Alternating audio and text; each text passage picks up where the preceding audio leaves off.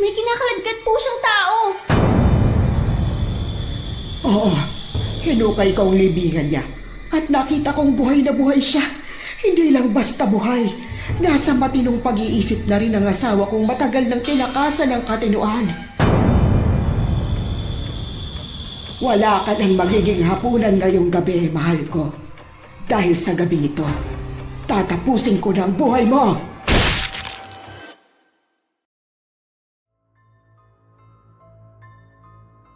The road to hell is paved with good intentions. Narinig niyo na ba ang quote na ito? Ang ibig lang sabihin nito, hindi dahil maganda ang intensyon ay kabutihan din ang maidudulot. May mga pagkakataon na hindi maganda ang maaaring kaakibat nito. At ang masahol pa, maaaring kadiliman. Ganyan po ang tema ng ating kwento ngayon. Pero bago ang lahat, kung bago ka pa lang dito sa channel, please like, subscribe, and hit the notification bell para updated kayo sa bawat kwentong ilalabas.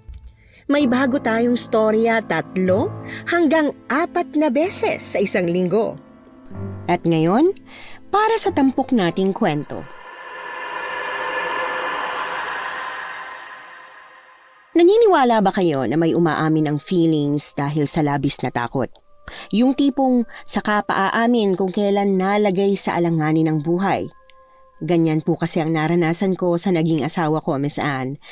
Magandang araw po at sa mga tagapakinig ng inyong channel. Ako nga po pala si Mutya, isang tagapamahala ng malawak na taniman. Pero bago ako naging tagapamahala, nagsimula ako sa mababa. At ang ikukwento ko po ngayong araw ay tungkol sa kung paano nag-umpisa ang pag-iibigan namin ng dati ko lang na kaibigan. Nagsimula sa isang nakakatakot na karanasan mula sa isang kakaibang aswang na kadalasang makikita lang sa Europa. Hindi na po ako magpapaligoy-ligoy pa. Ito po ang aming kwento. Sigurado ka na ba talaga na hindi ka na rin tutuloy sa pag-aaral? Ako lang naman ang walang pera sa ating dalawa. Kaya tayo na pagkakamala magsyota kasi lahat ng gagawin ko gusto mo ring gawin. Matagal ko naman na gusto huminto sa pag-aaral. At saka nakakatamad mag-aral kapag wala akong kaibigan sa eskwelahan. Pwede ka naman makahanap ng kaibigan doon. Bakit kailangan ako palagi? Hindi sila masaya kasama. Ikaw lang ang nakakaintindi sa akin kaya gusto ko ikaw. Sus, ang weirdo mo talaga. Paano yan? Anong gagawin mo ngayong hindi ka na mag-aaral? Siguradong paggagalitan ka ng nanay mo sa Saudi. Magtatrabaho ko tulad mo. Maghahanap rin ako ng trabaho gaya ng ginagawa mo ngayon. Di hindi magagalit si nanay pag uwi niya kasi may ginagawa naman akong kabuluhan. Alam mo, maswerte ka nga na may nanay ka na handang magpaaral sa'yo. Samantalang ako, gustong-gusto ko mag-aral pero wala namang magpapaaral. Kung ikaw na lang kaya ang mag-aral, mas nagmamarunong ka pa sa akin . Ewan ko sa'yo, Andres. Iwan na nga kita dyan. Uy, teka. Isama mo na lang ako. Wala akong kasama rito kapag umalis ka. Oo siya, sige na nga. Basta wag mo akong mapapahiya sa trabaho Sus, ako pa ba? Magaling yata ako magtrabaho, no? Ang yabang. Kala mo naman talaga Napailing na lang ako at patuloy na naglakad kasabay si Andres na talagang hindi na nagpaawat. Nakakaawa rin ang nanay niya. Nagtatrabaho sa ibang bansa para sana mapagtapos sila ng pag-aaral pero imbis na mag-aral, puro kalokohan ang ginagawa. Hindi naman sa masasabi kong kalokohan ang ginagawa ni Andres. Sa kanilang 3 magkakapatid, siya lang ang natatanging matino. Ang 2 mas nakakatanda niyang kapatid parehong nag-asawa ng maaga. Siya na nga lang sana ang inaasahan ng nanay niya pero mukhang mauuwi rin sa wala. Dahil nang huminto na ako sa pag-aaral, tuluyan na rin siyang huminto. Hanggang high school lang kasi ang kaya ni nanay kaya heto, kailangan ko na ring magtrabaho para naman makatulong sa 2 ko pang mga kapatid. Nang makarating kami sa sakahan kung saan kami mag-a-apply ng trabaho, nagtanong ako sa mga magsasaka kung sino ang kakausapin. Tinulungan naman kami ng isa sa kanila at itinuro ang isang maliit na barong-barong sa gitna ng taniman. Tao po? Tao po? May tao po ba dyan? Sinong hanap nila? Magandang araw po, Lola. Pasensya na po kayo pero hinahanap po sana namin yung pwedeng pag-applyan ng trabaho bilang magsasaka. Kayo ba yung mga naghahanap ng trabaho? Opo. Ako po si Mucha. At ito naman pong kasama ko si Andres. Mukhang namang ang babata niyo pa. Ilang taon na ba kayo? 18 na po kami pareho la. Hindi na po kasi namin kaya mag-aral kaya maghahanap na lang po kami ng trabaho. Ganun ba? Sige, tingnan natin kung kaya nyo nang magsaka. Madali lang naman ang gagawin nyo ron. Mamimitas lang kayo ng mga kalamansi. Kayo po ba yung kakausapin namin? Sino pa nga bang kinakausap mo ngayon? Hindi ba't ako? Ay, pasensya na po kayo. Hindi niyo po kasi nasabi. Ako si Lola Clarita. Ako may-ari ng malawak na sakahang ito. Ang mabuti pa, sasamahan ko na kayo papunta sa parte ng sakahan kung saan nandun ang taniman ng kalamansi. May tao naman ako ron na gagabay sa inyo para makapagsimula na kayo. Talaga ho? Magsisimula na po kami agad? Abayo, mamimitas lang naman kayo ng kalamansi. Hindi ko naman na kayo kailangang i-eksamina kung marunong ba kayo nun, di ba? Syempre naman po. Marunong po kaming mamitas. Pasensya na po Medyo matanong, naninigurado lang po. Itanong mo sa akin habang naglalakad tayo patungo ron. Halina kayo. Itong kasama mo, Pipi ba yan? Bakit hindi nagsasalita? Ay, hindi po ako pipi. Wala lang po akong masabi kaya nananahimik lang po ako. Umamin nga kayong dalawa. Hindi ko naman kayo hinuhusgahan, ano? Gusto ko lang makasiguro. Magkasintahan ba kayo? Naku, hindi po. Palagi po yung tanong sa amin ng kahit sino. Kung inaalala niyo po na baka nagtanan kami o buntis tong si Mucha, wag po kayong mag-alala. Makasisiguro po kayo na hindi po. Magkaibigan lang po talaga kami. Mabuti na ang malinaw. Ayoko may susugo ditong magulang ha at sasabihing kinonsinti ko kayo. Hindi po yan mangyayari. Mabuti kung ganon. Nandito na tayo sa taniman ng kalamansi. Malapit lang din po pala. Oo, magkakatabi-tabi lang naman ang mga taniman. At teka, nasa na ba si Salve? Salve! May bagong pasok na magsasaka. Nako, nasa na kaya yun? Ay, makukurot ko talaga ang singit ng babaitang yon. Salve! Nay, nandyan na ho. Naku, pasensya na ho kayo, nakaidlip po ako. Nakaidlip? Ang aga-aga pa nakaidlip ka na. Napuyat ka na naman sa makikipaglandian sa bago mong boyfriend, ano? Nanay naman, hindi po, ano? Ay sus! Hala, kumilos ka na riyan at asikasuhin mo na sila. Mabubulok na lang ang mga kalamansi kung walang pipitas, ha? Ikaw talagang babae ka. Babawasan kong sweldo mo pag ganyan ka ng ganyan, ha? Huwag naman, Nay. Bibili pa ako ng bagong kolorete sa bayan, eh. Ang landi mo talaga. O siya, Mutya. Andres, magpatulong na kayo rito kay Salve. Kapag sinalbahay kayo niyan, huwag kayong mangingiming magsabi sa akin, ha? Sige ho, Lola Clarita. Maraming salamat po sa mabilis na pagtanggap sa amin sa trabaho. Walang anuman. Sipagan niyo, ha? Sige ho, walang problema. Kaedad ng nanay ko si Aling Salve. Bagamat mukha siyang kirengkeng dahil sa estilo ng pananamit at postura, mabait naman siya. Itinuro niya sa amin kung anong mga dapat na gawin. Mula sa pamimitas ng mga tamang hinog na kalamansi, hanggang sa kung paano pinaghihiwa-hiwalay ang mga maayos na kalamansi sa may kaunting bulok na. Ang mga malapit ng mabulok, ipagbebenta raw sa murang halaga. Isang linggo mula nang nagsimula na kaming magtrabaho, wala namang naging problema. Maayos ang pakikitungo sa amin ni Aling Salve, pati na rin ang mga kapwa namin magsasaka. Hanggang sa isang araw, habang abala kami sa pagdidilig ng puno ng mga kalamansi, may napansin ako sa dulo ng taniman. Andres, nakikita mo ba yung maliit na barong-barong na yun? Ha? Saan? Ayun o, tingnan mong maigi. Hindi masyadong halata kapag hindi mo tinitigan. Oo nga ano. Kailan pa nagkaroon ng barong-barong dyan? Isa pa, sino magtatayo ng bahay sa parting yan ng sakahan? Nakakapagtaka nga no? Siguro itanong natin kay Aling Salve mamaya. Wag na. Baka mamaya sabihin masyado tayong ususero. Baka bahay-pahingahan lang yan. Oo nga no. Tingnan na lang kaya natin. Ikaw talaga. Mutya, wag na. Medyo malayo sa atin yan. Wag na nating masyadong ususain. Pero may mga tanim pang puno ng kalamansi sa parting yun. Gusto ko lang makita. Tara, lapitan lang natin. Ay nako. Makulit ka rin talaga. O siya, sige. Tara, puntahan natin.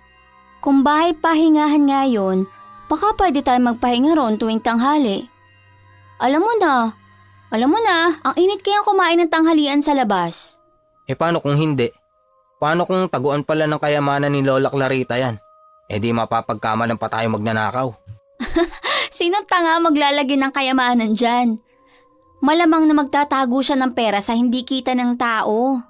Oo na, huwag ka nang maingay. O ayan, medyo malapit na tayo. Ano, may nakikita ka bang kakaiba? Parang bahay talaga eh. May nakatira yata. Lapitan na natin para hindi ka tanong ng tanong. Magandang idea yan. Tara, lapit pa tayo. Naku naman, ang kulit talaga.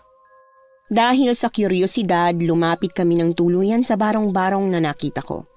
Nang makalapit, dahan-dahan kong sinipat ang loob. Sumilip ako sa bahagyang nakaawang na bintana. Tinitingnan kung anong naroon. Hanggang sa bigla na lang bumukas ang pinto. Abay, sino kayo? Bahay nga. Tinatanong ko kung sino kayo. Pasensya na ho kayo, Lolo. Na-curious lang ho kami kung anong meron dito sa barong-barong. Magsasaka po kami ni Lola Clarita, tagapitas ng kalamansi. Ganun ba? Hindi na dapat kayo nakakarating sa gawing ito. Ang layo nyo na sa taniman, no? Pasensya na po talaga kayo. Ito kasing kaibigan ko, akala niya bahay pahingahan. Umalis na kayo rito. Hindi ito bahay pahingahan. Bahay ko ito. Pasensya na ho talaga. Tara na, Mutya. Ikaw kasi. Ang sungit naman na matandang yun. Tumingin lang naman eh. Huwag na kayong pupunta rito. Kung hindi, isusumbong ko kayo kay Clarita. Opo, pasensya na po talaga kayo. Sino kaya yun? Parang ang laki ng karapatan niya. Hindi kaya siya ang asawa ni Lola Clarita? Huwag na tayong magtanong ng magtanong. At baka mawalan pa tayo ng trabaho. Maayos na tayo rito. Mahirap pa naman humanap ng ibang trabahong hindi nangangailangan ng kung ano-anong dokumento. Oo na, hindi na nga. Curious lang naman. Grabe yung matandang yun, oh. Nakakatakot. Hindi naman siya mukhang nakakatakot. Parang mabait naman. Naistorbo lang. Parang may tinatago ka mo. Sige, hayaan na natin. Bumalik na tayo sa pagdidilig ng mga puno ng kalamansi. Inaamin kong gusto ko talagang malaman. Natural lang naman siguro sa isang tao na makaramdam ng ganoon kung may nakita silang interesanteng bagay. Chismosa na akong chismosa pero yun talagang naramdaman ko. Pinilit ko lang na labanan at ipagsawalang bahala ang tungkol sa matandang lalaking yon. Mabilis ko lang din namang nakalimutan lalo na nang makatanggap na kami ng una naming sweldo. Ay! Ang bango ng perang pinaghirapan. Ano kayang pwedeng bilhin dito, no? Tara, daan tayo sa ihawan. Basta libre mo, syempre payag ako. Ba't bagong sweldo ka rin ah? Bakit kailangan kitang ilibre? Kasi itong perang kinikita ko, ibibigay ko kay nanay ang kalahati para pandagdag ng budget sa bahay. Tapos itong natira, kalahati nito, panggastos ko at yung kalahati naman, ipon ko para sa pag-aaral ko sa susunod na taon. Grabe, ang dami na palang nakalaan dyan sa pera mo. Palibhasa kasi, sa'yo lang ang pera mo. O siya, sige, ililibre na kita. Kawawa ka naman eh. Yun! Minsan talagang nakakatuwa ka rin, Andres. Minsan lang, hindi araw-araw. Oo, kasi madalas nakakainis ka. Tara na, nagugutom na ako. Tingnan mo to, akala mo naman siya magbabayad kung makapagpamadali. Niyaya mo ako eh, tapos ngayon magrereklamo ka. Teka lang, si Lola Clarita ba yun? Oo nga no, ano kayang bit-bit niya? Balde? Papunta siya ron sa barong-barong na nakita natin noong isang araw. Mutya, pabayaan mo na. Chismosa ka talaga eh. Baka nga asawa ni Lola Clarita yun, no? Kaso, anong gagawin niya sa timba? Tara na, gagabihin na tayo. Kakain pa tayo ng ihaw-ihaw, di ba? Oo nga, tara na. Bakit ko ba kasi nakita si Lola Clarita? Natural na makita natin si Lola Clarita dahil taniman niya to. Nilingon ko pa ulit si Lola Clarita na papalayo na ng papalayo mula sa amin bago ako nagpatuloy sa paglalakad kasabay si Andres. Hindi ko alam kung bakit, pero sa tuwing iniiwasan ko ng isipin ang tungkol sa matandang lalaking nakilala namin, palagi ring nagkakaroon ng paraan para bumalik ang atensyon ko ron. Na para bang may bumubulong sa akin na muling maging interesado sa barong-barong na yon. Hanggang sa Hindi ko na natiis pa. Isang araw nang hindi nakapasok si Andres sa trabaho dahil kinailangan niyang bantayan ng may sakit niyang pamangkin, sa sobrang pagkabagot, nagawa kong tanungin si Aling Salve. Aling Salve, hindi naman sa pagiging tsismosa, no? Pero pwede ko po bang malaman kung sino yung matandang lalaking nakatira doon sa dulo ng taniman ng puno ng kalamansi? Alin? Saan? Ayun, doon po. Naku ha, Mutya, wag mo naman akong tinatakot. Oo po, hindi naman po kita tinatakot eh. May nakatira talagang matandang lalaki dyan. Pinupuntahan pa nga po ni Lola Clarita kaya na-curious ako. Sino po ba yun? Matagal nang patay ang tatay ko, Mutya. Ikaw wag kang mananakot ng ganyan sa akin. Pero hindi naman po ako nananakot. Kahit si Andres. Nakita at nakausap din niya. Ay, masyado kasi kayo mapang-usisa kaya minumulto kayo ng tatay ko eh. Kung ano man ang nakita nyo, kaluluwa niya na yun. Aling Salve naman eh. Simula ngayon, wag na kayong pumunta sa dulong parte ng taniman. Sige kayo, at baka makita nyo pa ulit si tatay. Ang ibig niyo pong sabihin, tatay mo ang nakatira sa barong-barong na yun? Oo, dyan tumira ang tatay ko simula nung masiraan siya ng bait. Itinali siya ni nanay sa loob niyan dahil nawawala yun sa sarili kapag biglang tinatamaan ng kabaliwan. Mabuti na nga lang at namatay na siya nung nakaraang taon. Hindi sa sinasabi kong gusto kong namatay ang tatay ko ha, pero mas maigi na yun. Kesa pareho silang nahihirapan. Sigurado po ba talaga kayong patay na siya? Patay na nga! O sige, yung nakita mo ba? Puti na mahaba ang buhok, payat at may malaking nunal sa noo, tapos mukhang masungit. Oo, ganun nga ang itsura niya. O, edi si tatay nga. Naku, Mutya, kinilabutan ako bigla. Tatay, pakiusap. Manahimik ka na sa langit, tay. Huwag ka nang manakot ng mga magsasaka ni nanay.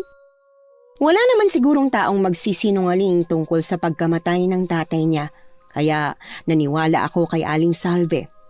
Matinding kilabot ang naramdaman ko sa puntong hindi na ako lumilingon sa direksyon kung nasaan ang barong-barong. 5:00 nang matapos ang trabaho.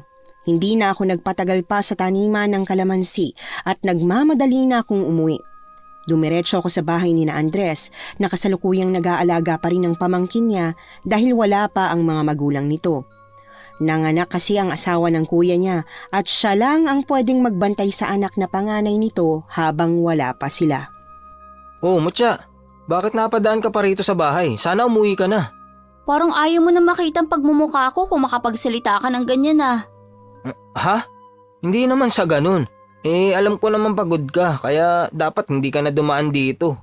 Gusto kong dumaan, lalo na't may sasabihin ako sa yung importante. Tungkol saan? Baka pwedeng papasukin mo muna ako, no? Pagod na kaya ako sa katatayo. Ay, oo nga. Halika rito sa loob. Gusto mo ba ng kape?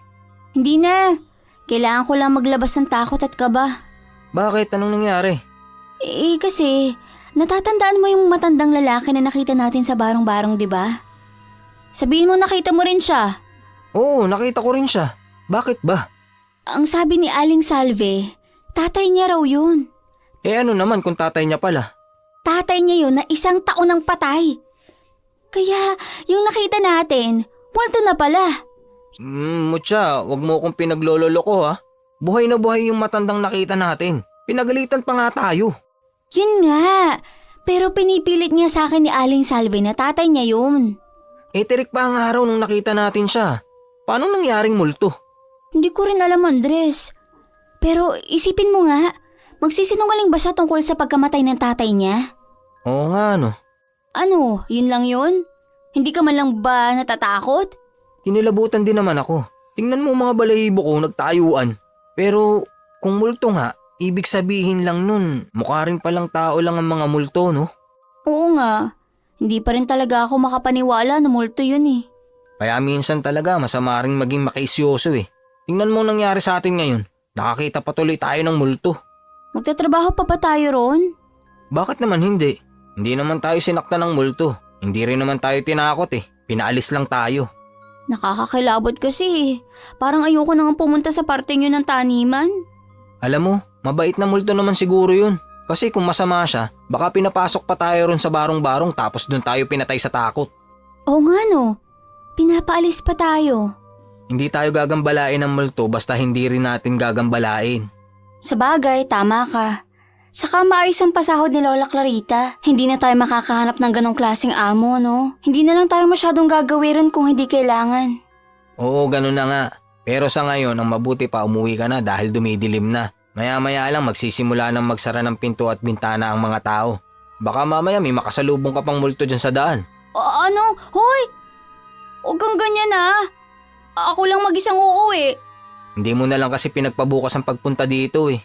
Tingnan mo sa labas, madilim na. Samahan mo na kaya ako pa uwi. Ihatid mo na ako. Ano ko ba naman?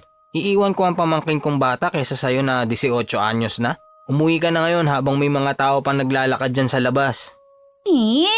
Nakakainis naman. O sige na, aalis na ako. Mag-ingat ka ha. O kaya tumakbo ka na lang. Baka makita mo ang tatay ni Aling Salvi sa daan. Salbahe ka talaga, Andres. Sising-sisi talaga ako na dinaanan ko pa si Andres imbis na dumiretso sa bahay. Dahil paglabas ko, madilim na. Sa baryo namin, bibihira na lang ang naglalakad ng 6:00 ng gabi. Kaya ang ginawa ko, tumatakbo ako sa tuwing wala akong makakasalubong na tao at pag meron man, magkukunwari akong naglalakad ng dahan-dahan. Ganon ang ginawa ko hanggang sa... Mutya! Ay, Mutya! Oy! Lola Clarita naman. Tinakot niyo naman po ako eh. Bakit ka ba kasi kumakaripas ng takbo para kang timang? Ano po? Nagmamadali na po kasi ako umuwi at baka pagalitan ako ni nanay. Kaninang 5:00 pang uwian nyo. 6:00 na. Hindi ka pa nakarating sa inyo? Hindi pa po. May dinaanan pa po kasi ako eh. Kayo po. Ano pong ginagawa niyo rito? Gabing-gabi na. Wala.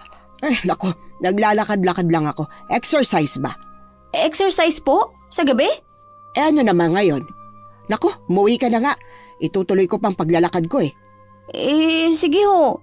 Bakit po parang kinakabahan ka? At saka, palingalinga po kayo sa paligid. May hinahanap po ba kayo? Wala. Madilim kasi. Tinitingnan ko ang daan. Huwag na po kayo maglakad-lakad sa gabi. Umuwi na po kayo. O kaya naman, magpasama po kayo kay Aling Salve kapag lalabas kayo ng gabi. Matanda na po kayo para maglakad ng mag-isa. Oo na. Umuwi ka na. Umuwi na rin po kayo ah. Oo, uuwi na ako. Ay, nasa na ba kasi yun? Ano pong nasaan na? Ay wala. Basta, umuwi ka na nga. Bakit ba kinakausap pa kita? Ano pong hinahanap nyo? Baka ho matulungan kitang hanapin. O siya, ganito na lang ha. May napansin ka bang matandang lalaking dumaan dito? O kahit nakasalubong mo kanina? Nako, wala po ako napansin eh. Ano po bang itsura? Wala.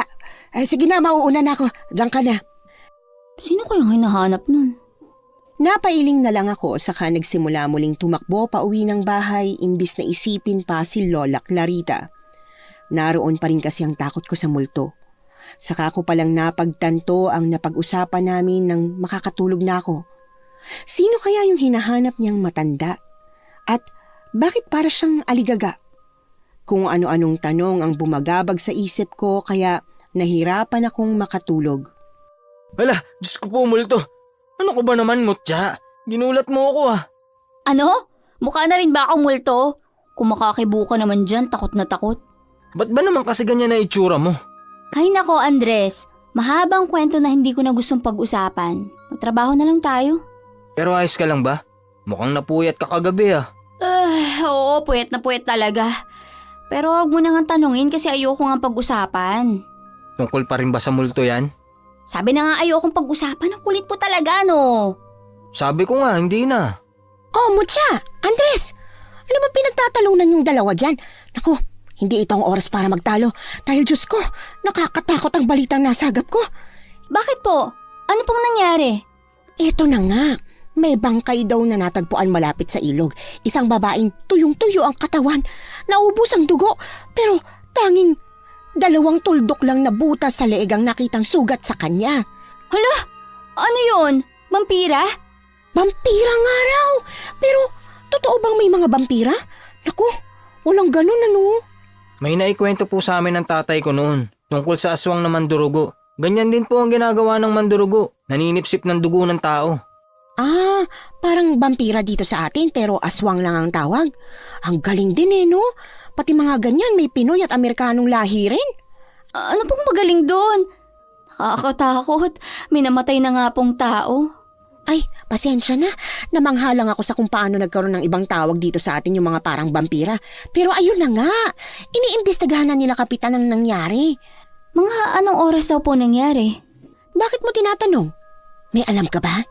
Nagtatanong po ako para sana maiwasan ko lumabas ng bahay sa ganyang oras. Mahirap na. Sa bagay, tama ka rin. Ayun nga, mga 6:00 daw ng gabi. Ang aga naman. Yun nga 5:00 pa naman kadalasan ang tapos ng trabaho. Ano kaya kung mas agahan nyo yung pasok, tapos 4:00 ng hapon na namin kayo pauuwiin? Kasi nakakatakot din talaga, hindi ba? Kaya naman ho namin gumising ng maaga. Kesa matakot na baka may makasalubong kaming aswang sa daan habang pauwi. Kung ganon, sasabihan ko si nanay tungkol dito. O siya, iwan ko na muna kayo dyan at kakausapin ko na si nanay. Ay Diyos ko, ano na bang nangyayari sa mundo? Mutya, bakit namumutla ka dyan?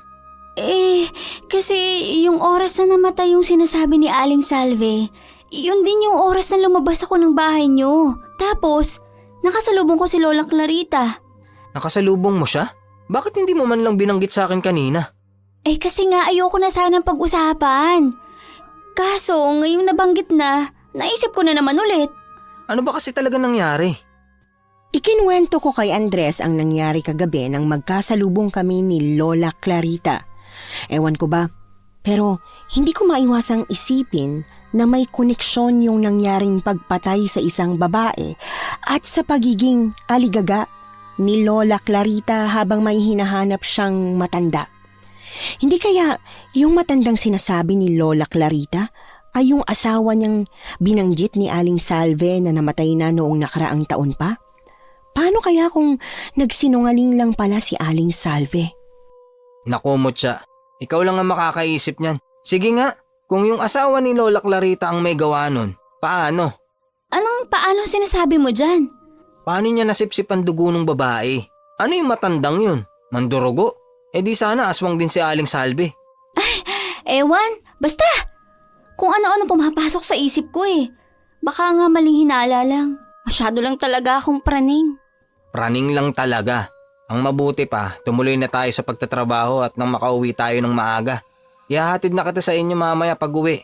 Para hindi ka na mag-isip ng mag-isip. Nag-aalala na ako sa iyo Baka mabaliw ka. Ano?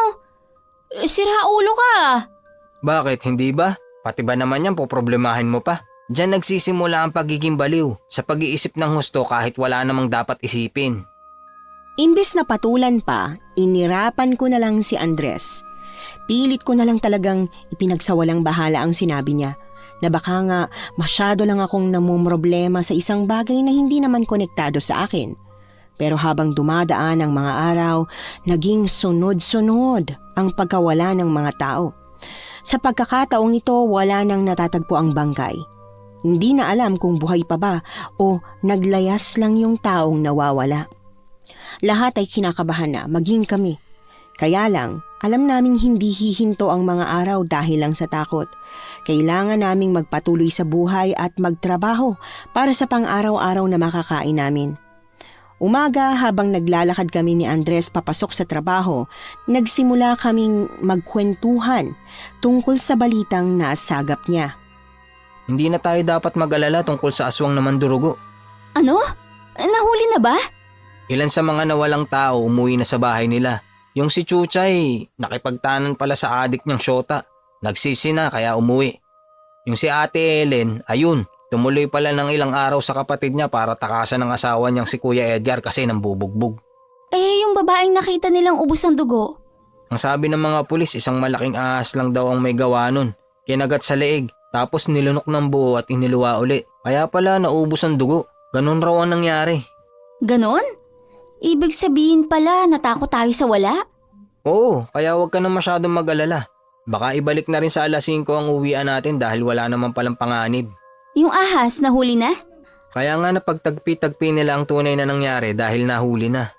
Ay, salamat naman sa Diyos kung ganon. Mahirap din mag-alala araw-araw.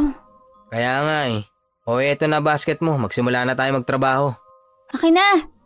Andres, tingnan mo. Papunta na naman si Lola Clarita dun sa barong-barong. Hayaan mo na. Baka naman kasi namimiss niya lang ang asawa niya kaya siya punta ng punta dun. Ikaw naman kasi, masyado mong pinapansin lahat ng bagay. Ay nako, siguro hindi mo rin talaga ako maiintindihan dahil babae ako. Baka natural talaga sa amin ang pagiging tsismosa. Sa bagay, ganyan din ang ate ko at ang asawa ni kuya. Tara na nga, makapagsimula na nga ng pagpitas ng kalamansi. Imbis na kung ano-ano pang isipin, nagtrabaho na lang kami. Maayos naman ang lahat nung umagang yon. Kahit papaano, nabawasan ang kaba tungkol sa kakaibang pangyayari sa baryo namin. Kaya lang, may pangamba pa rin talaga sa dibdib ko. Lalo na't nakikita ko si Lola Clarita na pabalik-balik sa barong-barong na nasa dulo ng taniman. Nakakastorbo talaga sa ginagawa ko yung ginagawa niya. Para na naman kasi siyang aligaga. Hindi ko maiwasang mapasulyap sa tuwing babalik siya na may dalang timba. Hanggang sa medyo napalapit na ako sa bandang dulo ng taniman. Unti-unti kong napansin ang bitbit niyang timba. Para bang may kakaiba. Kulay pula ang laman nun. Bagay na ipinagtaka ko. Lola Clarita, ayos lang po ba kayo? Kailangan niyo po ba ng tulong? Lumayo kayo rito, Mutya. Doon kayo banda mamitas ng mga kalamansi. Po? Pero sayang naman ang kalamansi rito. Tama na ang pagkahinog eh. Kung ganon, wag mo na akong pansinin. May ginagawa lang ako. Ano po bang laman ng timba niyo? Sinabi na ngang wag niyo na nga akong pansinin. Abay, napakakulit mo na namang bata ka. Mutya, ikaw talaga, halika na. Huwag mo nang pinapansin si Lola Clarita. Sabi ko naman sa'yo. Pero Andres, may kulay pula sa timba na bitbit niya. Ano kaya yun? Malilintikan talaga tayo sa sobrang usisera mo. Pabayaan mo na siya. Aray ko! Diyos ko! Hala ka! Lola Clarita, dugo? Dugo po ba yan? Nanlamig ang buong katawan ko nang makita ang kumalat sa lupa. Napakaraming dugo na parabang hinigop mula sa isang hayop o baka tao. Hindi kaagad nakapagsalita si Lola Clarita. Kabado siya habang pilit na nililinisan ang mga dugong nagkalat hanggang sa tila natauhan siya. Huminto siya sa pagpupunas at nag-angat ng tingin sa amin. Hindi ito sa tao. Dugo ito ng baboy. Wala naman po kaming sinasabing sa tao yan, Lola Clarita. Ano bang ginagawa nyo? Bakit po kayo may dugo ng hayop? May kinatay kasi akong baboy. Inaalis ko yung dugo dahil gagawin kong dinuguan. Ganun po ba? Bakit po hindi kayo humihingi ng tulong sa amin? Si Aling Salve, nasaan po ba siya? May sakit si Salve kaya hindi niya ako matulungan. Ang mabuti pa, tulungan niyo na lang ako sa paglilinis at paglilipat ng dugo. Sige ho. Mutya, sasama ka ba? Oo, sige. Bakit namumutla ka dyan? Sino bang hindi mamumutla kung ganyan na makikita? Akala ko kung ano na, dugo lang pala ng baboy. Tulungan niyo na ako para matapos na ito. Dapat po kanina pa kayo nagpatulong eh. Hindi na dapat kayo nagpapakahirap ng ganyan dahil matanda na po kayo. At saka, para saan ba ang pagkatay nyo ng baboy? Pwede bang wag na kayo maraming tanong? Tulungan niyo na lang ako. Ay, opo. Pasensya na ho, Lola Clarita. Tara na, Mutya. Dito! Pumasok kayo rito sa loob. Opo, sige po. Ewan ko ba, pero habang papunta kami sa barong-barong, namutawi ang kaba sa aking dibdib. Natatakot ako sa kung anong pwede naming makita, lalo pat hindi pa rin nawawala sa isip ko ang sinabi ni Aling Salve noon na multo ng tatay niya ang nakita namin ni Andres. Pero imbis na sa loob ng barong-barong, dinala kami ni Lola Clarita sa likod nito. May maliit na silong doon kung saan naunang bumaba si Lola Clarita. Nag-aalangan pa nga akong sumunod pero hinawakan ni Andres ang kamay ko para mapanatag akong sumama. Pagkababa namin sa hagdan, naabutan namin doon ang baboy na tinutukoy ni Lola Clarita. Hindi ito ang unang pagkakataon na nakakita ako ng baboy na kinatay pero nandiri pa rin ako sa itsura nito. At paanong hindi? Parang pinaglaruan lang kasi ang paghiwa ng tiyan nito. Lola, kayo lang po ba ang gumagawa ng paghiwa niyan? Oo, wala naman akong aasahang gagawa niyan kaya ako na. Ang dami niyo pong trabahador na lalaki pero hindi niyo po ginawa. Kahit sa akin po, sana nagsabi kayo. Tumutulong ako sa pagkakatay ng baboy tuwing may handaan sa bahay. Ayoko maistorbo kayo sa pagtatrabaho. At saka, dagdag bayarin pa kung sakali. Ganun pa rin naman ho ngayon. Kailangan nyo pa rin po ng tulong. Ayun na nga. Maaasahan ba kitang maghiwa ng mga laman nito? Sige ho, pwede naman. O siya, sige. Yung sweldo mo na lang para ngayong araw ang dadagdagan ko. Ikaw naman, Mutya. Ayos lang ba? Kung tulungan mo akong magdala ng dugo papunta dun sa may bahay ko sa kabila. Ilalagay ko kasi yan sa frigider eh. Sige ho, ayos lang naman po sa akin, Lola Clarita. O siya, simulan na natin bago pa tayo abuti ng gabi. Andres, eto yung kutsilyong gamitin mo, matalas yan. Kaya hindi ka mahihirapan. Pagkatapos mahiwa, ilalagay ko sa malalaking lalagyan at iimbak sa frigider, gaya nitong mga dugo. May handaan po bang gaganapin? Anong klaseng hiwa po ang gagawin? Ganito kasi yan. Sorpresa lang kasi ito ha. Kaarawan ni Salve sa susunod na linggo. Kaya paisa-isa na akong naghahanda ng mga panghanda ko sa kanya. Ah, ganun po ba? Kaya pala ginagawa niyo po ng pasikreto. Oo, kaya huwag kayong maingay tungkol dito ha. Baka bukas bumalik na si Salve at kapag nalaman kong nalaman niya, malilintikan kayong dalawa sa akin. Huwag po kayong mag-alala, Lola Clarita. Magaling naman po ako magtago ng sikreto. Ewan ko lang dito kay Mutya. Ano ka ba naman, Andres? Parang sinisiraan mo pa talaga ako kay Lola Clarita. Siyempre naman po, hindi ko pagsasabi. Hindi nasasaya si Aling Salve kung hindi sorpresa. O siya, sige. Aasahan ko kayong dalawa ha. Tinulungan nga namin si Lola Clarita. Mabuti na lang at marunong si Andres sa pagkatay ng baboy habang ako naman ang tumulong kay Lola Clarita sa paghahatid ng dugo at ng mga laman ng baboy na ilalagay sa frigider. Ang totoo niyan, medyo nag-aalangan pa rin talaga ako sa mga katuwiran ni Lola Clarita. Nakakapanghinala ang kinikilos niya na para bang nagsisinungaling siya. Kaya habang abala kami sa paglilipat ng mga karne ng baboy sa loob ng frigider, hindi ko naiwasang magtanong. Lola Clarita, ano pong ulam malulutuin niyo sa birthday ni Aling Salve? Baka ho pwede akong makatulong para naman hindi kayo mahirapan. Hindi ko pa naiisip. Hindi kasi kami naghahanda tuwing birthday eh. Ngayon ko lang to gagawin. Ganun po ba? Ano po bang paboritong ulam ni Aling Salve? Baka pwedeng yun ang iluto natin. Ang paborito niyang ulam? Yun lang. Hindi ko kasi alam kung anong paborito niya. Opo?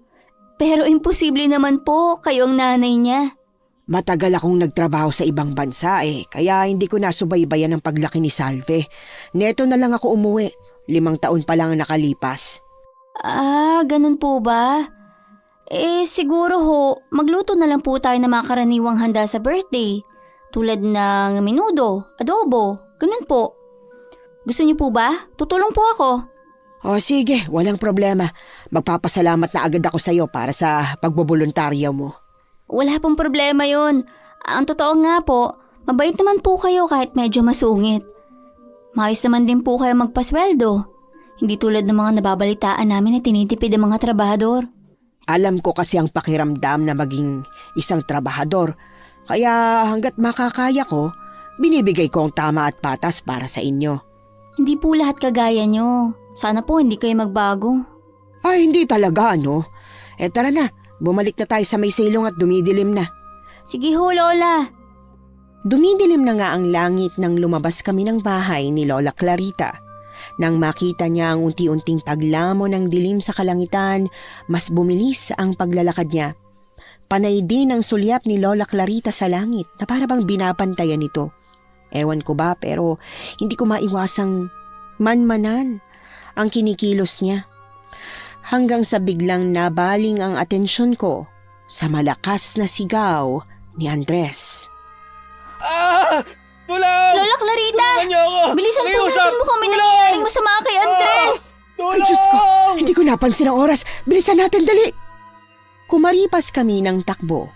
Pero bago pa man kami makarating, naabutan namin si Andres na tumatakbo mula sa isang nilalang na lumilipad mula sa taas. Namilog ang mga mata ko, lalo na nang unti itong lumalapit. Kung titingnan mukhang ibon pero hindi ordinaryo. Napakalaki nito, kasing laki ng tao. Andres, bilisan mo ang pagtakbo, dali! Mandurugo! Isa pong mandurugo! Dalian mo, pumarito ka! Imbis na tumakbo kami palayo, naghintay si Lola Clarita. Kaagad na inabot niya ang kamay ni Andres at saka hinatak papunta sa likod niya. Pinanatili niya kami roon habang nakadipa ang mga braso. Tila ba hinaharangan kami mula sa nilalang. Hindi ang mga batang ito! Umalis ka na! Uhaw na ako. Gutom na gutom. Umalis ka na kung ayaw mo masaktan! Agad naglabas ng tila anting-anting si Lola Clarita. Itinapat niya yon sa mandurugo na aswang at sa isang iglap, para bang natakot ito. Agad itong nag-iba ng direksyon at ipinagaspas ang mga pakpak palayo sa amin. Nang tuluyan na itong makalayo, saka kami hinarap ni Lola Clarita. Andres, ayos ka lang ba? Nasaktan ka ba niya? Hindi po, Lola. Nakatakbo po agad ako nung marinig ko yung pagaspas niya. Ay, Diyos ko, salamat naman. Pasensya na kayo ha, at kinailangan nyo magtrabaho ng ganitong oras. Sige na, magsiuwi na kayo. Pero Lola, yung mandurugo! Paano kung pumunta yun sa mga kabahayan? Hindi siya pupunta sa lugar kung saan alam niyang magiging delikado siya. Eto, maglagay kayo ng bawang sa mga bulsa ninyo. May bawang po ba kayong dala? Oo, palagi ako may dalang bawang. Hindi ako nagpapawala nito. Sige na, umuwi na kayo bago pa mas lumalim ang gabi. Paano po kayo, Lola Clarita? Baka bumalik yung aswang at masaktan kayo. Hindi niya ako masasaktan. Kita niyo naman kung gaano siya katakot sa suot kong anting-anting, hindi ba? Pero, Lola Clarita... Halika na, Mutya. Tama si Lola. Takot sa kanya ang aswang kaya tayo dapat nang umalis. Halika na. Sigurado po kayo ha? Babalik po kami bukas ng umaga. Oo, sige, umuwi na kayo. Pero teka, may ipapaalala muna sana ako sa inyo eh. Ano po yun? Huwag niyong sabihin sa kahit na sino ang nakita niyong nilalang. Pero bakit po? Kasi magdudulot lang yun ng labis na takot sa mga tao tulad ng nangyari noon. Pareho kami ni Andres na hindi makapagsalita habang lakad-takbong binabagtas ang daan pa uwi ng bahay namin. Parang hindi ako makahinga sa nasaksihan. Saka lang kami nakahinga ng maluwag nang makarating na kami sa kabahayan kung saan may mga tao pang palakad-lakad. Mga taong inakalang ligtas na ang lumabas sa gabi dahil sa isang kasinungalingan. Mandurugo nga talaga ang gumawa nun sa babae. Sa babae na... Yung namatay nung nakaraan, yung babaeng naubos ang dugo. At kung hindi ako nailigtas ni Lola Clarita, malamang ganun din ang kinalabasan ko. Alam mo, may kakaiba talaga kay Lola Clarita. Parang may tinatago siya sa atin. Ayoko nang alamin niya, Mutya. Ang totoo, ayoko nang pumasok sa taniman ng kalamansi. Ano? Pero bakit? Pagkatapos ng nangyari kanina, hindi ka pa ba natatakot? Paano kung bumalik yun? Magdala lang tayo palagi ng bawang at asin. Kailangan natin ng pera, di ba? Oo nga, pero mas pipiliin mo pa ba ang pera kaysa sa kaligtasan? Ligtas nga ako mula sa aswang. Pero hindi sa gutom. Kung ayaw mo pumasok doon, tiwag. Basta papasok pa rin ako. Hindi na lang ako magpapagabi. Pero Mutya, mas mabuting huwag ka nang pumasok doon. Ayoko. Kailangan ko mag-ipon ng pera para sa pag-aaral ko sa susunod na taon. Huwag ka na mag-aral. Ako ang mag-aaral para sa ating dalawa. Ano ka mo? Bakit? Kapag nag-aral ka ba, ibig sabihin ba nun makakapag-aral na rin ako? Ako na mag-aaral para maging maayos ang buhay natin balang araw. Ewan ko sa'yo. Sira ulo. Diyan ka na nga. Pakasalan mo lang ako. Ano? Ano bang sinasabi mo? Nasisiraan ka na ng bait, Andres. Hindi pa tayo mamamatay para sabihin mo yan sa akin. Ano ko ba, Mutya? Seryoso ako. Mag-aaral ako ng mabuti. Maghahanap ako ng maayos na trabaho. Higit pa sa isang magsasaka. Tapos magpakasal tayo. Kadiri ka, Andres. Bahala ka dyan. Pakiramdam ko na layo lahat ng balahibo ko sa narinig ko mula kay Andres. Hindi ko na siya hinintay pa. Kumaripas na ako ng takbo kahit na naririnig kong tinatawag niya pa ako. Naiinis ako sa kanya. Bakit kailangan niya pang sabihin yon? Ngayon, hindi ko na alam kung paano pa ako titingin ng diretso sa kanya. Parang biro lang sa kanya lahat ng yon pero ibang dating sa akin. Buong gabi tuloy akong tulala sa kakaisip na wala ang takot ko sa mandurugong aswang. Kinabukasan maaga akong dumiretso sa taniman ng kalamansi. Naroon na ang ilang mga kasamahan ko sa trabaho maliban kay Andres. Hindi talaga siya pumasok. Ano nangyari kay Andres? Bakit wala siya? Hindi ko po alam eh. Hindi mo alam? Akala ko ba may relasyon kayo? Bakit hindi mo alam? Hindi po magkaibigan lang po kami. Alam ko na. Nag-aaway kayo ano? Naku, kayo talaga mga bata pag nag-aaway pati trabaho damay. Hindi ko nga po siya boyfriend. Aling Salve naman eh. Oo na, hindi na nga kung hindi. Tara na at magsimula na tayong magtrabaho. Magaling na po ba kayo? Ang sabi ni Lola Clarita, nagkasakit ka raw po kaya hindi ka nakapasok kahapon. Oo, ayos na ako. Medyo hindi pa magandang pakiramdam ko pero mas gusto kong kumikilos kapag ganito.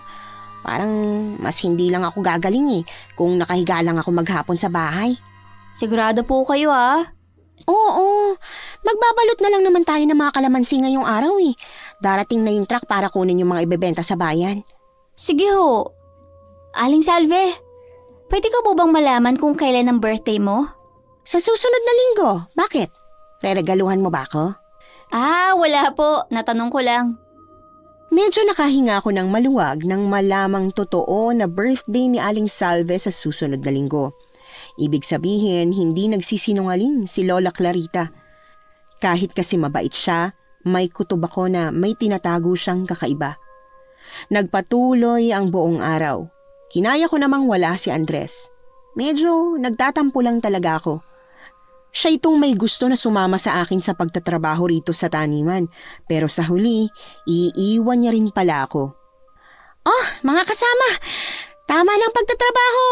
Habilin ni Nanay Clarita na wag nang magpapagabi simula ngayon Hanggang 4:00 na lang tayo ulit. Sige po, Aling Salve. Magliligpit na po ako. Mutya, Andres! Bakit hindi ka pumasok ngayong araw? hindi na po ako papasok sa trabaho simula ngayon. Pasensya na ho kayo at hindi agad ako nakapagpaalam sa inyo pero nakapagsabi na po ako kay Lola Clarita kanina. Kung ganun, anong ginagawa mo rito? Susunduin ko po si Mutya. Akala ko ba wala kayong relasyon? Bakit kailangan mo pa siyang sunduin? Wala nga po. Magkakaroon pa lang.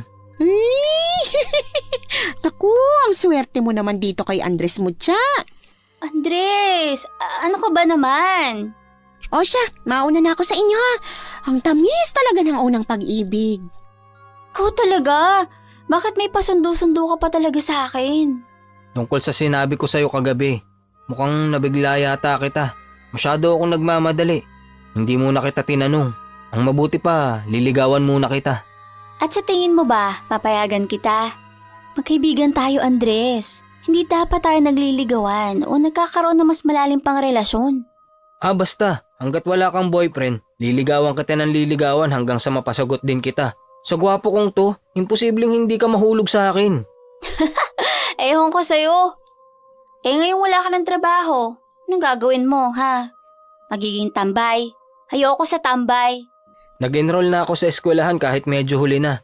Pinayagan naman nila ako basta magpasa lang ako ng special project. Para sa'yo, mag-aaral ako. Natakot ka lang sa mandurugong aswang, may gusto ka na agad sa akin? Matagal na akong may gusto sa'yo. Hindi ko lang maamin. Napagtanto ko lang na kailangan kong sabihin sa'yo ang totoong nararamdaman ko dahil sa nangyari kahapon. Kasi paano kung huli na ang lahat? Di hindi ko na nasabi sa'yo. Andres naman, bakit mo dito sinasabi yan? Diyos ko naman, baka may makarinig sa'yo. Wala na akong pakialam kung may makarinig man sa akin. Nako, kinikilabutan talaga ako sa mga pinagsasasabi mo. Kilabutan ka man ngayon, siguradong kikiligin ka naman sa susunod. Hindi ko na sinagot si Andres. Inirapan ko siya at nagsimula ng magligpit ng mga gamit bago tuluyang nagsimulang maglakad paalis ng taniman. Naiinis ako dahil sunod siya ng sunod sa akin. Kahit na alam ko naman na talagang susunod siya dahil ako ang pakay niya ron. Kami na lang din ang natira dahil panay ang pagtatalo naming dalawa. Sa sobrang abala ko sa pagkainis sa kanya, napahinto ako sa paglalakad nang may mapansin ako mula sa malayong parte ng taniman. Isang lalaki ang tila ba may kinakaladkad. Bakit huminto ka bigla sa paglalakad? Teka, tingnan mo yun. Ha? Ang alin? Nandyan na naman ba ang mandurugo? Hindi, maliwanag pa masyado. Hindi pa lalabas ang aswang na yun. Tao yun, di ba? Oo nga. Mukhang lalaking nakatayo. Pero hindi ko makita, ang layo. Tingnan mong maigi. Para siyang may kinakaladkad na tao. Ano ka mo? Baka naman sako yan ng mga pananim. Sako ng pananim. Gumagalaw nga. Ang talas naman ng mata mo. Hoy Mutya, sandali. Talagang pupuntahan mo? Baka mamaya dumilim na at dumating na naman ang mandurugo. Paano kung tao talaga yun at nangangailangan ng tulong? Tingnan lang natin. Hindi tayo lalapit ng husto. Hahanap tayo ng tutulong sa atin. Oo na. Ayun na, tingnan mo. Laban sa ilaw kasi ang pwesto kaya hindi ko makita kung sino. Pero siguradong tao yan. Oo nga. Tara na, bilis. Aray ko.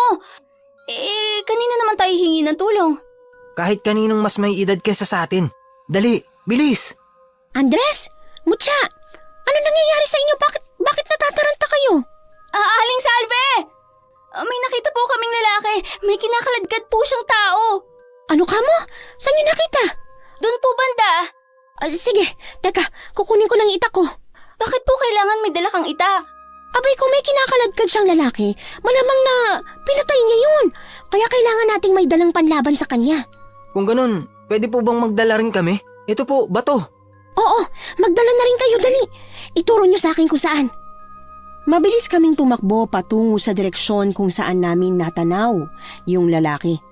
Mabuti na lang at nahanap din naman namin siya agad. Sumigaw kami ng sumigaw.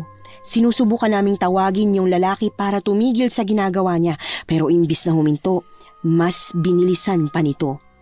Pabilis na ng pabilis ang pagtakbo namin hanggang sa hindi namin inaasahan na makakarating kami sa dulo ng taniman ng kalamansi. Medyo malayo pa. Bumagal na ang pagtakbo ni Aling Salve. Galit na galit siya bago tumuloy sa paglalakad patungo sa mismong parong-barong. At nang makarating kami, marahas niyang binuksan ang pinto. Ang kapal ng mukha mong pumasok sa bahay ng tatay ko. Nasaan na yung taong hinahatak mo? Ano ginawa mo sa kanya? Sinong taong sinasabi mo? Humarap ka rito! Sagutin mo ako! Salve? Sino ka? Anak ko. Ako to. Ang tatay mo. Anong tatay? Diyos ko, paano nangyari ito? Anak, hindi mo ba ako naaalala? Hindi ikaw ang tatay ko. Hindi, imposible ito. Anak, magpapaliwanag ako.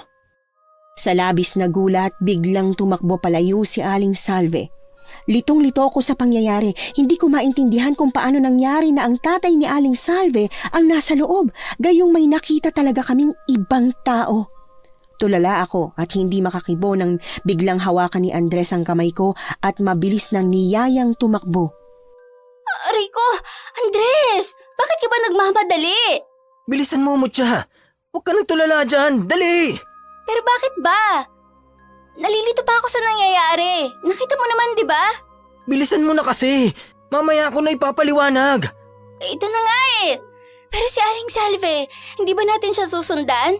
Hayaan mo na muna siya. Kaya niya sarili niya. Nagmamadali kaming tumakbo palayo ng barong-barong. Ilang saglit pa, may narinig kaming tila ba atungal ng isang hayop. Pero hindi ko mawari kung anong hayop yon. Gusto kong lingunin at alamin, pero baka pagsisihan ko lang. Kaya naman tumuloy ako sa pagtakbo hanggang sa mapatid ako ng kung anong bagay. Bumulagta ako sa damuhan. Saktong nakaharap ko ang isang walang buhay na bangkay. Nakabuka pa ang kanyang bibig, dilat ang mga mata at namumutla na. May bangkay! Mutya, huwag ka na maingay dyan. Tumayo ka na. Papalapit na siya. May bangkay dito! Hayaan mo na yan. Kailangan na nating umalis. Ano ba yung humahabol sa atin? Yung mandurugo. At mukhang alam ko na kung sino yun. Tuluyan nga akong naitayo ni Andres. Kahit masakit pa ang mga tuhod ko, pinilit kong tumakbo. Lalo na't naririnig na namin ang pagaspas ng mga pakpak. Takbo kami ng takbo hanggang sa makarating kami sa bahay ni Lola Clarita. Bilisan niyong tumakbo! Dali! Pumasok kayo rito! Ano po ba talaga nangyayari? Bakit parang dito sa taniman mo nakatira ang aswang? Pasensya na kayo mga bata. Napakatanga ko. Hindi ko na dapat to ginawa. Lola Clarita, umamin nga po kayo. Asawa niyo po ba yung mandurugo? Paano mo nalaman? Nakita po namin kanina kung gaano siya kalakas. May hinahatak siyang isang tao. Kung isipin, parang hindi siya ang kayang gumawa nun dahil matanda na siya. Pero nakita ko ang bahid ng dugo sa damit niya. Diyos ko, patawarin sana ako ng Diyos sa nagawa ko. Si Aling Salve po! Si Aling Salve! Nakita niya po yung asawa mo! Ano ka mo? Nasaan na siya? Hindi po namin alam. Bigla siyang tumakbo. Diyos ko, dito lang kayong dalawa. Magtago kayo rito hanggang sa sumapit ang umaga, ha? Pero Lola Clarita! Agad na kumuha siya ng itak at saka nagmamadaling lumabas. Sigaw kami ng sigaw para patigilin siya, lalo na nang ikandado niya ang pinto at sinilip kami sa bintana para sabihin na kahit na anong mangyari, wag na wag daw kaming lalabas. Ilang segundo kaming natulala habang pinapanood si Lola Clarita na tumatakbo patungo sa direksyon kung saan ang barong-barong ng asawa niya. Kahit hirap na siya sa pagtakbo dahil sa katandaan, pinipilit pa rin niya. Hindi pwedeng dito lang tayo, Andres. Mutya, nakita mo naman kung anong klaseng nilalang yun, di ba? Wala tayong laban dun. Wala tayong laban o naduduwag lang tayo? Si Lola Clarita, mahina na siya. Nakita mo naman kung paano siya ikang-ikang tumakbo, di ba? Ibig mo bang sabihin susundan natin siya at tutulong sa pagpatay dun sa mandurugo? Oo, Diyos ko. Andres, naduduwag ka na ba? Hindi ako naduduwag. Nag-aalala ako para sa'yo. Huwag mo akong pinaglololoko, duwag ka! Kaya nga ayaw mo magtrabaho dito dahil hinahabol ka naman durugo eh. Kalalaking tao, duwag! Hindi ako duwag. Sadyang ayoko palang mamatay dahil gusto ko pang mabuhay ng mahaba para sa'yo. At talagang humihirit ka pa ng ganyan sa sitwasyon natin, no? Bahala ka na nga dyan! Teka, saan ka pupunta? Ano gagawin mo dyan? Hahanap ako ng pwedeng ipanglaban sa aswang na yon. At ano naman ipanlalaban mo? Asin? Bawang? Kung bigla na lang tayong habulin at ilipad ng mandurugo, anong magiging laban natin? May palakol dito bukod sa bawang at asin.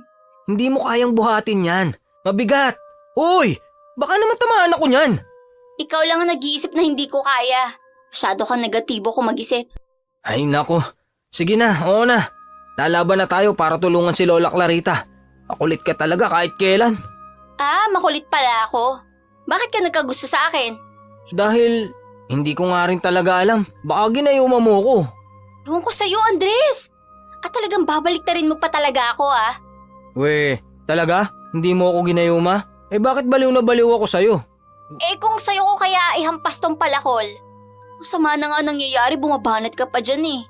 Huwag naman. Sinusubukan ko lang naman pagaanin ang loob natin pareho. Halika na, eto na lang martilyo ang gagamitin ko. Sasama ka rin pala sa akin, ang dami mo pang satsat. Kahit alam ko naman na ayaw talaga ni Andres na lumabas kami, napilitan siya. Una siyang lumabas mula sa bintana. Pagkatapos ay sinalo niya rin ako nang tumalon ako palabas. Walang silbi ang pag-lock ni Lola Clarita ng pinto dahil pareho kaming sanay tumakas sa bintana. Paalis na sana kami nang makita namin si Aling Salve na palapit sa bahay. Oh, anong ginagawa niyo sa loob ng bahay ni Nanay? Aling Salve, ipapaliwanag po namin lahat habang papunta po tayo rin sa barong-barong ng tatay mo. Nanganganib po ang buhay ni Lola Clarita. Ano ka mo? Paano nangyaring manganganib ang buhay niya? Sa tingin ho kasi namin, hindi na po siya ang dating tatay niyo. Hindi ko naiintindihan ang mga pinagsasasabi niyo, pero gusto ko lang munang makasiguro kung hindi niyo ako niloloko. Baka kung ano nang ginawa niyo kay Nanay eh. At ano naman pong gagawin namin? Teka lang ho, Aling Salve, nakalak po yung pinto. Inilak ni Lola Clarita. Kinulong niyo ba siya? Pinagnakawan? Ano naman hong nanakawin namin sa loob? Meron po. Ito pong mga bawang at asin. Saka po, itong palakol at martilyong dala ni Andres. Kinuha po namin to para patayin ang mandurugong aswang na kasalukuyang kinakalaban ni Lola Clarita ngayon. Kapag nalaman ko lang na nagsisinungaling kayong dalawa, ay nako, tara, puntahan natin. Teka lang po, Aling Salve. Eto po, magdala kayo ng bawang. Nagdadalawang isip man si Aling Salve, sumama pa rin siya sa amin. Habang papalapit sa pupuntahan, unti-unti naming naririnig ang pagaspas ng mga pakpak ng mandurugo. Ilang saglit pa, pati ang boses ni Lola Clarita ay pumapailan lang na sa paligid. Pakiusap, Damaso. Tapusin na natin ito. Hindi ito ang gusto nating dalawa. Hindi ka gumaling sa sakit mo para lang maging isang halimaw. Hindi na ako magiging baliw tulad ng dati, Clarita. Pagbigyan mo na ako sa mga ginagawa ko. Hindi kaya ng sikmura kung ginagawa mo, Damaso. Hindi ikaw yan. Hindi na ikaw yan. Sa simula lang ako natuwa na bumalik ka sa katinuan, pero ngayon, hindi na ikaw ang asawa ko. Hindi na ikaw ang taong minahal ko. Nanay, paano mo na itago sa akin ang katotohanan kay tatay? Salve, anong ginagawa mo rito? Isang halimaw ng tatay ko? Paano nangyari ito? Anak, magpapaliwanag ako. Ipapaliwanag ko sa iyo ang lahat. Tatay, umaming ka! Pumamatay ka ba ng tao? Ikaw rin bang dahilan ng pagkakaubos ng dugo ng ilang mga hayop natin sa farm? Inaamin ko naman talaga. Hindi ko ikinahihiya na kumain ako ng dugo ng tao. Paano niyo nagagawa yun? Paano kayo naging aswang? Bakit hindi mo tanungin ang nanay mo? Siya ang dahilan kung bakit ako nagkaganito. Namamahinga na sana ako sa ilalim ng lupa. Pero ginawa niya akong isang halimaw. At ngayong kumakain ako ng pagkain para sa akin, nagagalit siya. Nanay, paano nangyari ito? Anak, pasensya ka na. Hindi ko naman alam na magiging ganitong mangyayari sa kanya eh. Meron akong nakilalang magandang babae mula sa kabilang baryo. Ang sabi niya sa akin, isa raw siyang albularyo na kayang gumamot ng lahat ng sakit. Kaya dinala ko siya sa tatay mo. Kinagat niya ang leeg ng tatay mo at pinainom ng dugo gamit ang bibig niya. Yan ang gabing namatay ang tatay mo. Ano po? Hindi ko po maintindihan. Namatay siya. Pero pinaniwalaan mo pa rin ang albularyong yun na kaya niyang manggamot. Ang sabi niya kasi sa akin, magtiwala lang ako. Manampalataya, nagigising ang tatay mo sa ikatlong gabi. At gumising nga siya. Oo, hinukay ko ang libingan niya. At nakita kong buhay na buhay siya. Hindi lang basta buhay. Nasa matinong pag-iisip na rin ang asawa kong matagal nang tinakasan ng katinuan. Bakit hindi niyo sinabi sa akin to? Bakit kailangan ko pang malaman sa ganitong paraan? Salve, ang alam mo ay patay na ang tatay mo. Anong mararamdaman mo kung sakaling makita mo siyang buhay pagkatapos natin siyang pinaglamayan? Alam kong mabibigla ka, kaya hindi ko agad sinabi sa'yo. Naghihintay pa ako ng tamang pagkakataon pero ganito nang nangyari sa kanya. Sa loob ng 1 taon, pinigilan ko siyang huwag kumain ng dugo ng tao.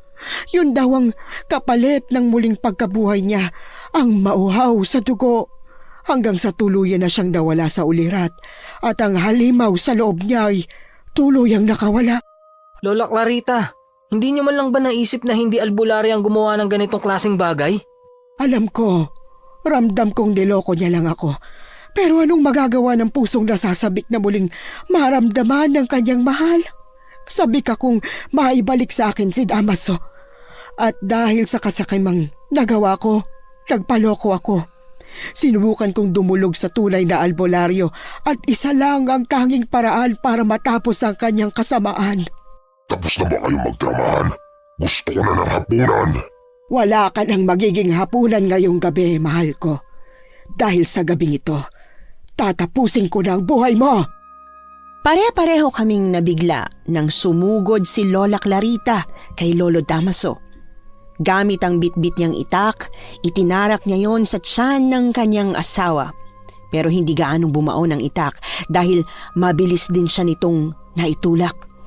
Tumilapon si Lola Clarita sa sahig kasabay ng pagtalsik ng itak sa malayo.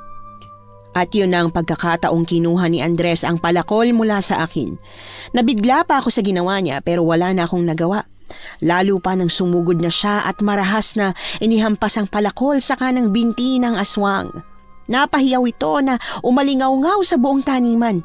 Sa galit, gamit ang mga pakpak ay hinampas niya si Andres palayo sa kanya. Doon ko napansin kung paano unti-unting gumagaling ang sugat ng mandurugo. Hindi tumatalab sa kanya simpleng masugatan lang. Ha? Anong ibig mo sabihin? Kailangan po yatang may asin o kaya bawang.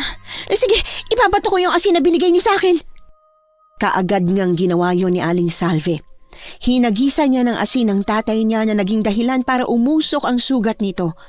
Imbis na tuluyang gumaling ang sugat sa kanyang binti, napigilan niyo ng asin. Isa pa po, Aling Salve! Muli siyang naghagis ng asin pero dahil kaunti na lang ang dala niya, naubos yun kaagad. Ako naman ang sumunod sa kanya. Dinukot ko ang mga bawang na nakuha ko sa kusina ni Lola Clarita at pinaghagis sa mandurugo. Pero ang hindi ko inaasahan ay nang bigla niya akong nilapitan at hinawakan ng mga balikat ko. Mabilis niya akong inilipad, paangat na agad na ikinalula ko. Bitawan mo ako! Pakiusap! Bitawan mo ako! Uubusin ko kayong lahat. Gutom na ako. Hindi niyo dapat ginagawa ito. Tao pa rin po kayo. Hindi niyo po ba naiisip si Lola Clarita? Sa sobrang pagmamahal niya sa'yo, gumawa siya ng paraan para mas humaba pang buhay mo. Hindi niya naisip yan bago niya ako painumin ng dugo ng baboy. Sawang-sawa na ako sa dugo ng hayop. Gusto ko naman ng iba. Gusto ko ng dugo ng tao. Hindi na ako nakasagot pa nang inilapag niya ako sa mismong taniman ng kalamansi. Agad tumusok sa likod ko ang mga maliliit na sanga ng puno ng kalamansi pero hindi ko yon ininda, lalo na nang lumapat ang malamig niyang palad sa leeg ko. Namilog ang mga mata ko nang ilapit niya ang mukha niya ron.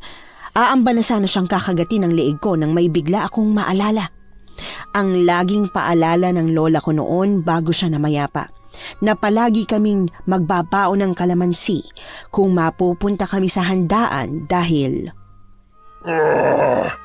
Aray ko! Anong nilagay mo sa mata ko? Munti ko na pong nakalimutan. Pangontra din pala sa aswang ang kalamansi. Anong sinasabi mo? Muli akong pumitas ng kalamansi sa isang puno at mariing pinigayon, tsaka pinahid sa mukha niya. Umusok ang pisngi niya, maging ang mga mata niya ay umuusok na rin. Hindi pa ako nakontento, kumuha pa ako ulit, piniga at dinikit sa sugat niyang nasa tiyan niya. Napaatras siya at muling ibinuka ang kanyang mga pakpak saka lumipad pataas. Susuray-suray na siyang lumipad pero pinipilit pa rin niya. Gustong-gusto na niyang makatakas. Nanay! Saan po kayo pupunta? Hindi niyo na po kayang tumakbo! Hindi ako papayag na hindi ko siya mapapatay ngayong gabi. Kailangan niyang mamatay. Naririnig ko ang sigawan ni na Aling Salve at Lola Clarita mula sa malayo. Gusto kong bumangon pero napakasakit ng likod ko mula sa pagkakabagsak ko sa lupa. Ilang saglit pa narinig ko ang boses ni Andres na tinatawag ang pangalan ko. Mutya! Nasaan ka na ba? Mutya! Andres, nandito ako. Mutya! Mutya! Nasaan ka banda? Nandito ako. Nakahiga. Diyos ko, maraming salamat naman at buhay ka. Ayos ka lang ba? Sinaktan ka ba niya? Hindi niya ako nasaktan pero masakit ang pagkakabagsak ko. Ito na nga bang sinasabi ko eh. Kaya ayaw ko sanang gawin natin to. Halika na nga, tutulungan kitang bumangon. Aray ko. Sakit talaga. Nabalikian yata ako ng buto. Kaya mo yan. Kailangan natin makaalis. Oo na. Ito na nga eh. Sumampa ka rito sa likod ko. Kahit hirap na hirap, pinilit ko talagang umangkas sa likod niya. Nung tuluyan akong makasampa, pilit siyang tumayo kahit na may kaunting reklamo na mabigat daw ako. Kaya lang Andres, hindi pa natin napapatay yung aswang. Huwag kang mag-alala. Ihahatid lang kita sa bahay niyo. Pagkatapos babalik ako para samahan si Lola Clarita na hanapin yung mandurugo. Sigurado ka bang gagawin mo yun? Baka naman maduwag ka. Takot lang naman ako na masaktan ka. Hindi ako naduduwag. Ngayong nasaktan ka na, hindi na ako papayag na sasama ka pa. Siguraduhin mong tutulungan mo sila ah. Oo, huwag kang Yuko mo siya! Ano? Mabilis na yumuko ako nang lumipad sa ulunan ko ang mandurugo. Kasunod nun si Aling Salve na tumatakbong may hawak na sulo. Hindi lang siyang sumunod, may mga kasama pa siya. Maging ang mga kasamahan naming magsasaka ay nakasunod din. Kanya-kanya sila ng hawak na patalim. Hindi tayo titigil hanggat hindi natin napapatay ang halimaw na yan! Mukhang hindi ko na kailangan sumama sa kanila, Mutya. Sila na ang gumawa ng paraan para mapatay ang mandurugo. Pero, tingnan mo! Si Lola Clarita! Ha? Nasaan siya? Ayun siya! Nahihirapan siyang maglakad. Bitawan mo na ako! Ngayon din, Andres! Ha? Pero sabi mo masakit ang likod mo, di ba? Malakas pang buto ko. Kaya ko pa. Pero si Lola Clarita, nahihirapan na siya. Tulungan mo na. Pero sigurado ka ba? Sigurado ako. Tulungan mo na siya. Dali! Kahit nag-aalangan, dahan-dahan akong ibinaba ni Andres at saka siya nagtungo sa direksyon kung saan naglalakad ng paika-ika si Lola Clarita. Hawak pa niya ang itak niya at mukhang balak pa rin talaga niyang ituloy ang pagsugod kahit na nahihirapan na. Lola Clarita, halina po kayo. Ihahatid na namin kayo sa bahay niyo. Bakit niyo ko ihahatid doon? Kailangan kong mapatay ang asawa ko. Lola, pagod na po kayo. Hindi niyo na po dapat pilitin pa. Baka bumigay na ang katawan niyo. Wala akong pakialam kahit ikamatay ko pa. Ang ginawa ko ay napakalaking kasalanan. Maling-mali yun. At kailangan kong pagbayaran. Lola, huwag naman po kayong ganyan. Nabulag lang po kayo sa pagmamahal. Ang pagkakamali ay pagkakamali mo, Tia. May mga nawalan ng buhay dahil sa kagagawan ko. Hindi yun dapat binabaliwala. Walang katwiran ang nagawa ko. Kaya hayaan niyo na ako. Hayaan niyo nang ako mismo ang pumatay sa kanya. Hindi po kami papayag. Kasi paano si Aling Salve? Kapag namatay ka, ano na lang mararamdaman niya? Hindi mo malang naiisip yun? Pinaglihiman ko ang anak ko. Sigurado akong galit na galit siya sa akin ngayon. Mas mabuting mamatay na rin ako. Hindi po. Tara po, pumunta na po tayo sa bahay niyo. Ang anak ko, baka mapahamak siya. Ako dapat ang nandoon. Hindi po siya mapapahamak. Sa dami ng taong sumugod ron para patay ng mandurugo, imposibleng masugatan pa siya. Lola, isipin niyo na lang ho na ang matandang yun ay hindi na ang asawa mo. Ang asawa niyo ho ba ay may pakpak, may pangil at uhaw sa dugo? Hindi.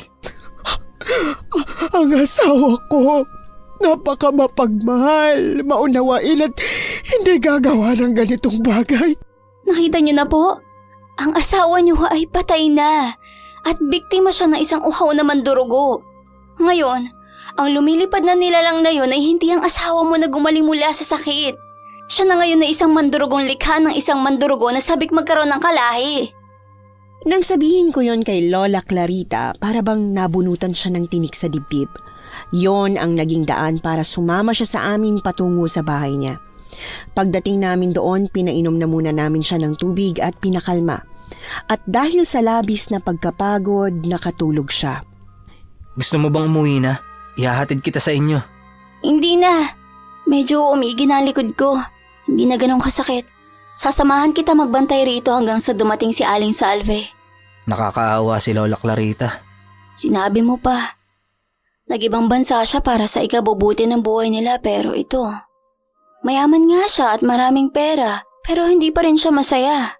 Nakakalungkot isipin na sa kagustuhan nating maging maginhawa at masaya ang buhay, ganito ang kinahahantungan. Bakit kaya hindi na lang maging pantay-pantay na saya? Tulad na lang ng, sana sinagot mo na lang ako para hindi tayo nahihirapan dito. Aray, bakit ka naman bigla ng babatok? Gusto mo pa ng isa? Ang seryoso ng usapan natin tapos bigla kang hihirit ng ganyan. Kanina pa kasi tayong problemado. Gusto ko sanang gumaan man lang kahit papano. Nanay! Nanay, nandiyan ka ba? Diyos ko, nasaan ba ang nanay ko? Nandiyan na si Aling Salve, pagbuksan mo na siya ng pinto. Tumayo ako sa upuan at dumiretso sa pinto para pagbuksan siya. Agad bumungad si Aling Salve na puno ng dugo. May ilang mga sugat at halatang pagod na pagod. Ang nanay ko, naiuwi niyo na ba siya rito? Opo, Aling Salve. Nasa maayos na lagay po siya. Nagpahinga na po muna namin. Ay, nasan siya kung ganun? Nasa kwarto po, dito. Kamusta po pala? Napatay niyo po ba yung mandurugo? Oo, at siguradong hindi siya ang tatay ko. Dahil hanggang sa huli, mas ginusto niyang ipaglaban ang kagustuhan niyang uminom ng dugo ng tao. Kung hindi po siya ang tatay niyo, sino po yun? Isang nilalang na ginamit ang katawan ng tatay ko para patuloy na mabuhay. Dumiretso kami sa kwarto ni Lola Salve at naabutan siya roon na imbis na tutulog, nakaupo siya sa kama at tulala. Halata sa kanya na may malalim siyang iniisip. Malamang na tungkol pa rin sa nangyari. Nay, wag na po kayong mag-alala. Tapos na po ang lahat. Anak ko, pasensya ka na sa nagawa ni nanay ha. Hindi ko dapat ginawa yun. Hindi ko dapat pinangunahan ng Diyos sa kung ano man ang kapalaran ng tatay mo. Nay, naiintindihan ko po kayo. Pero hindi lahat ng tao gagawin ang katangahang ginawa ko, hindi ba? Yung mga namatay, kailangang may managot sa kanila. Ako nang sasalo doon. Magpapakulong ako. Tumawag kayo ng pulis at sabihin mong susuko ako ng kusa. Nay, nalagot na po yung mandurugong may kagagawan nun. Hindi niyo na po kailangang magpakulong. Pero ako naman ang gumawa ng halimaw. Kaya dapat pa rin ako magbayad. Nanay naman, wag na nga po kayong matigas ang ulo. Kung makukulong po kayo, paano na lang ako? Paano ko patatakbuhin ang mag-isang malawak na tanimang ito? Naging usap-usapan ang pagkahuli ng mandurugo sa baryo namin.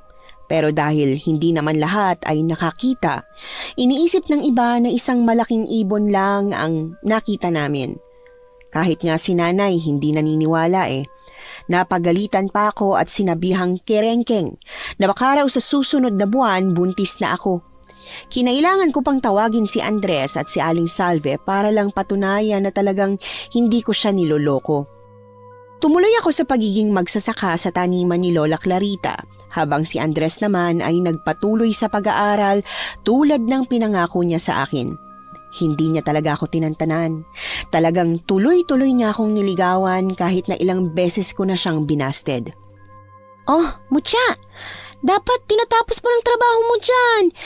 May selebrasyon sa bahay ni na Andres ngayon dahil graduate na siya ng kolehiyo. Hindi ka ba pupunta? Nako, nakakahiya naman po, Aling Salve. O bakit? Hindi ka ba imbitado? Inimbitahan nga po ako ni Andres pero wala naman akong susuoting damit papunta ron. Saka baka makita ko po yung mga dati naming kaklase na nagsipagtapos na rin.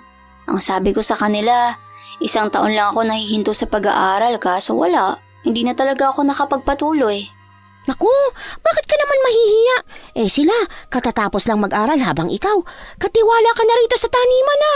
Ikaw, kumikita ka na ng maayos pero sila maghahanap pa lang ng trabaho. Ang masaklap pa, magsisimula pa lang sila sa mababa. Aling Salve naman eh. Oo na, sa susunod, mag-aral ka na talaga kung gusto mo. Yun nga po, ayoko na nga pong mag-aral. Natutuwa na po ako rito sa taniman nyo. Yun lang. Ano pa bang hinihintay mo? Magligpit ka na dyan. Pupunta tayo sa graduation party ni Andres. Kayo na lang ho. May iba pang dahilan ano? Tutoksohin lang nila ako dun. Mutya! Mutya! Oh, ayan na pala si Andres. Ang mabuti pa. Iiwan ko na kayo dyan ha. At magbibihis na ako ng damit. Aling Salve! Huwag niyo po kami iwan dito. Aling Salve! Mutya, bakit ka ganyan? Di ba sinabi ko sa'yo, hintayin mo ako sa tapat ng bahay namin? Sino ka ba para hintayin ko sa bahay niyo? Ako si Andres, ang mapapangasawa mo. Ba't talaga naman? Oh, ayan na. May diploma na ako. Nakapagtapos na. Hindi mo pa rin ba ako sasagutin? Ang tagal ko nung naghihintay, 4 na taon. Baka naman. Talagang hindi ka pala susuko. Akala ko susuko ka. Ilang beses na kaya kitang binasted. Hindi mo ba talaga ako gusto? Ginawa ko naman lahat Paano kung hindi maging maayos ang relasyon natin? Paano kung maghiwalay din tayo sa uli? Masyado mo kasing iniisip kung ano agad ang mangyayari. Bakit hindi natin subukan muna? Saka mo na lang isipin kung anong magiging resulta. Hindi mo ba ako tatanungin muna kung gusto ba kita? Ibig mong sabihin, wala talaga? Hindi mo talaga ako gusto? Sa tingin mo? Mukhang hindi. Kasi 4 na taon mo akong pinaghintay. Baka nga pinaasa mo lang ako. Hindi kita pinapaasa. Ilang beses kitang binasted pero ayaw mo naman tanggapin. Ang ginawa ko lang ay hayaan kang tumutok sa pag-aaral mo. Kung sinagot kita kaagad at nabuntis ako, nakapagtapos ka ba? Buntis ka agad? Pero, ibig bang sabihin yan, gusto mo rin ako? Ewan ko sa'yo, Andres. Bahala ka nga. Opo, Miss Anne. Naging kami ni Andres pagkatapos niyang gumraduate ng kolehiyo. Nahirapan siyang kumuha ng maayos na trabaho gamit ang kurso niya, kaya sa loob ng 1 taon, sa taniman pa rin siya ng kalamansi nagtrabaho. Mahirap kasi talaga rito sa bansa natin. Mahirap kumuha ng trabaho kung wala kang backer at wala kang experience. Hanggang dito na lang ho ang kakaibang kwento ng pagmamahala namin ni Andres. Maraming salamat po sa lahat ng umabot dito. And God bless, Miss Anne. Sana ay magtuloy-tuloy pa ang paglago ng inyong channel. Nagustuhan niyo po ba ang ating kwento ngayong araw? Kung oo ang sagot at hindi mo pa nagagawa, subscribe na. Click the notification bell ha, para updated ka sa tuwing maglalabas kami ng bagong kwento. Click like at mag-iwan na rin ng comment. Masayang-masaya ako tuwing nagbabasa ng messages mula sa inyo. At kung may sarili kayong karanasan na gusto nyong ibahagi sa amin, email lang sa missanhorrorstories@gmail.com. Dire-diretso lang, missanhorrorstories@gmail.com. Malay nyo, sa susunod, yung kwento na ninyo ang binabasa namin para sa ating mga tagapakinig. Hanggang dito na lang muna at maraming salamat sa inyong panonood.